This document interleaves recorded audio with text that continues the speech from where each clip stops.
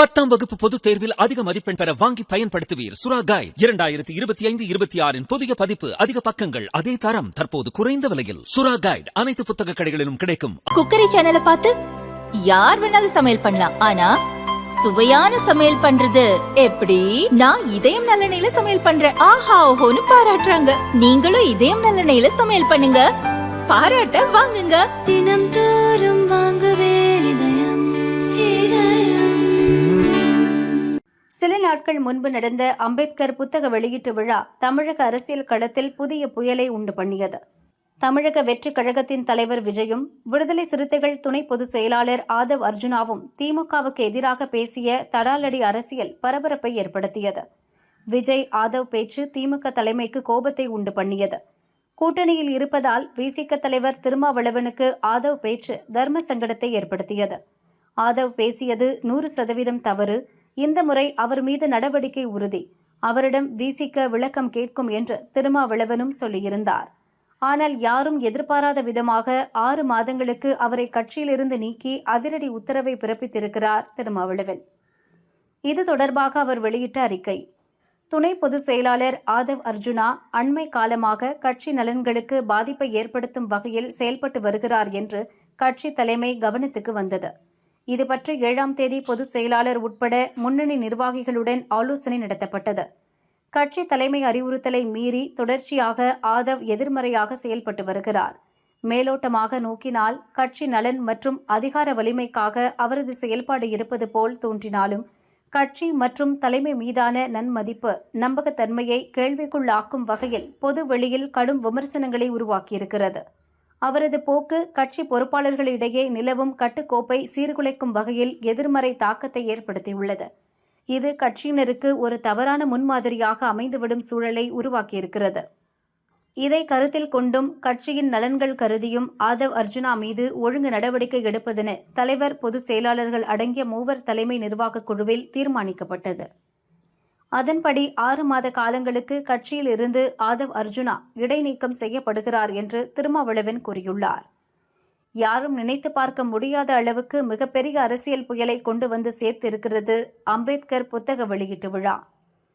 இந்த விழா நடப்பதற்கு சில வாரங்கள் முன்பே சர்ச்சை வெடிக்க ஆரம்பித்தது. பிரம்மாண்டமாக கூடியிருந்த தொண்டர்கள் முன்பு பாஜகவையும் திமுகவையும் வெளுத்து வாங்கி முதல் மாநாட்டை வெற்றியுடன் நிறைவு செய்திருந்தார் விஜய்.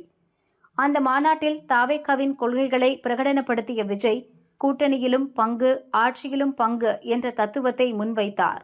இது அரசியல் களத்தில் பரபரப்பாக பேசப்பட்டது. பல கட்சிகள் விஜயின் அறிவிப்பை வரவேற்றன. தாவேகா மாநாட்டுக்கு பிறகுதான் அம்பேத்கர் புத்தக வெளியீட்டு விழா பற்றிய பேச்சு அடிபட ஆரம்பித்தது. விஜயும் திருமாவளவனும் ஒரே மேடையில் பேச இருக்கின்றனர். இது கூட்டணிக்கான அச்சாரம். திமுகவில் இருந்து விசிக விலகி விஜய் கட்சியில் சேரும் என்று பலர் ஆருடம் கூற ஆரம்பித்தனர்.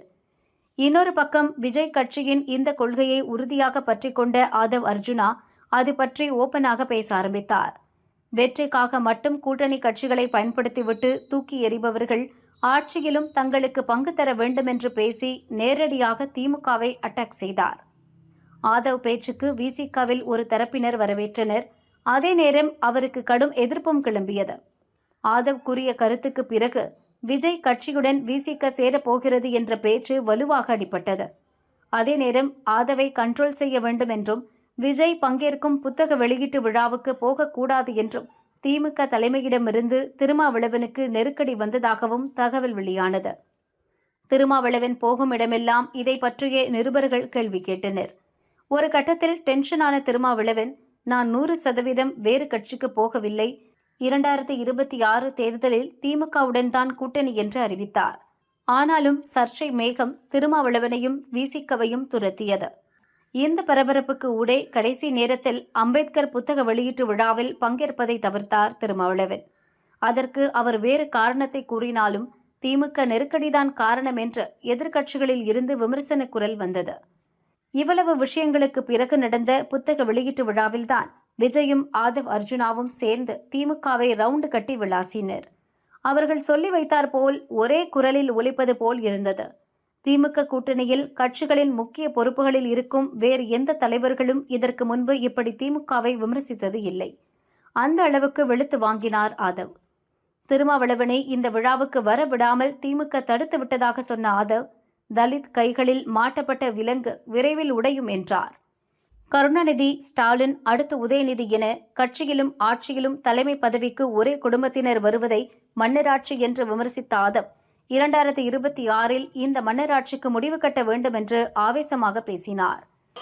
பிறப்பால் அனைவரும் சமம் என்கின்ற கருத்தியலை அம்பேத்கர் உருவாக்கியதை போல இங்க பிறப்பால் ஒரு முதலமைச்சர் உருவாக்கப்படக்கூடாது.